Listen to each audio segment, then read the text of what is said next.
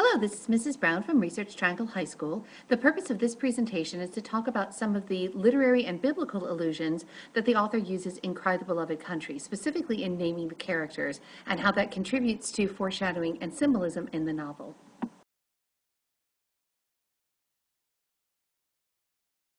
Now, first, let's review the definition of a literary allusion. To allude to something means to refer to it. So an allusion is a reference to another work of literature. Now, this only works if the audience also knows what that reference is. So literary allusions depend on the idea that the reader is going to be familiar with the reference. So if I showed you a picture and said, oh, that couple is just as much in love as Romeo and Juliet, I'm making a reference to Romeo and Juliet by William Shakespeare, but I'm also assuming that you know that this is a story about young lovers who fell in love at first sight and couldn't be separated and all of that. So a literary allusion depends on the reader understanding the reference, but it brings in all of those things that you know about the story of Romeo and Juliet into that situation just by making that mention. So it can be a very powerful tool for an author to use.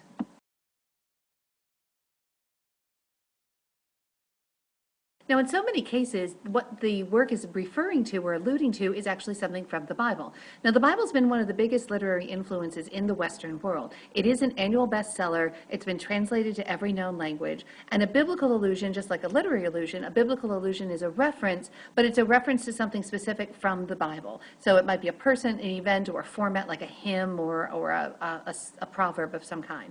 So, for example, she felt like David facing Goliath when she walked into the principal's office.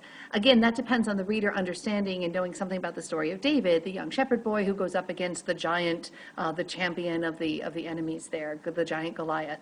And if you don't know that, then you don't get the reference. But if you do, that's a reference to this biblical story, and that would be known as a biblical allusion.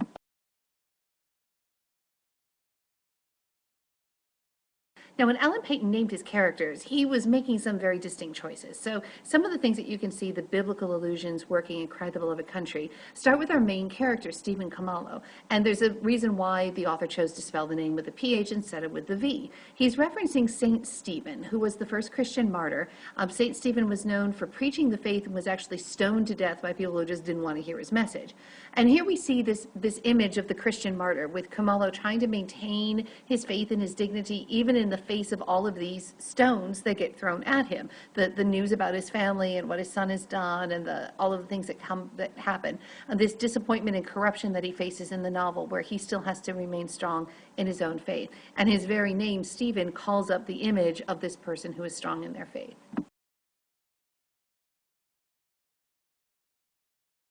Now let's look at the other father figure. We see James Jarvis. Now James here is most likely referencing James, the brother of Jesus.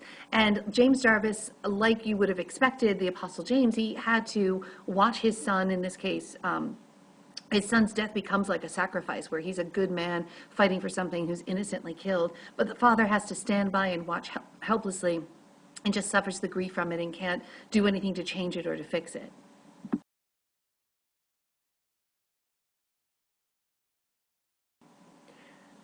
The man that Stephen Khumalo meets in Johannesburg, who befriends him, is known as Theophilus Misimangu. Now, Theophilus is a Greek translation meaning beloved of God, and this is very much what happens. He becomes the friend, guide, and the protector in the whole story, and helps to be this guide for Stephen Khumalo.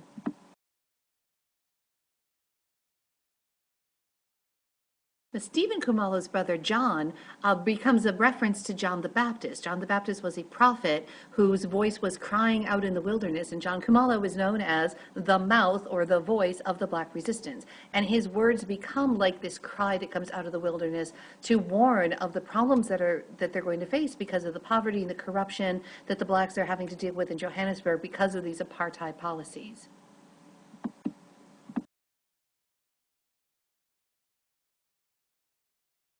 And finally, we come to Absalom, probably the most unusual name of the characters in the book, but a very well-known name from the Bible. Absalom was the son of King David, and he was a beautiful child, and he was very much beloved of his father, but he ends up ultimately betraying his father. He worships other gods. He actually leads a little rebellion against his own father, and in the process kills his half-brother. Now, the half-brother kind of deserved it because he was involved with raping his half-sister Tamar, but that's a whole other part of the story. But Absalom ends up being killed by King David's own men. So if you imagine the own own people who work for you ending up having to go out and kill your own child. And when David heard there was much wailing and crying and gnashing of teeth, and he had this famous crime about my son, and King David felt all of this grief and sorrow for his son, even though his son had betrayed him. And again, you see this echoed with the relationship between Stephen Kamalo and his son Absalom.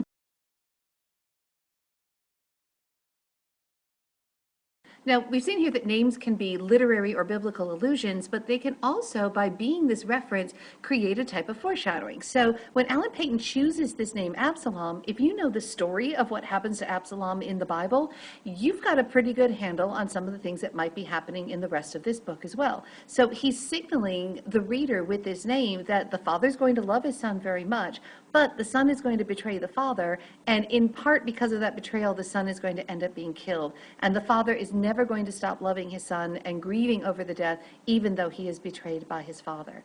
So in this case, Kumalo the Jr. betrays his father in the sense that he betrays the values and the traditions that he was brought up with, and it takes part in this murder.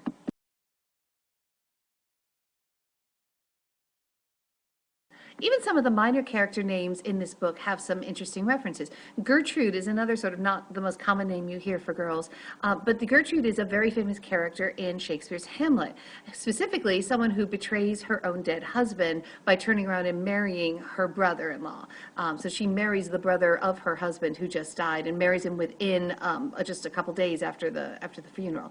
And in this book, Gertrude is the one who turns his back on her family values and has many husbands. So again, Gertrude becomes this picture of someone who's a woman who is known for her infidelity and unfaithfulness. And then we have Absalom's girl, who's never actually given a name. They don't give this character a name. Like, why wouldn't Alan Paton bother to give this girl a name? Well, she kind of represents all of these lost young women, all of these women who get stuck in this cycle of poverty and under apartheid and are abandoned by the men and are in this situation here with trying to raise the child on their own. So by not naming her, she's allowed to stand as a symbol for all of these other women. And that's it for names in Cry the Beloved Country.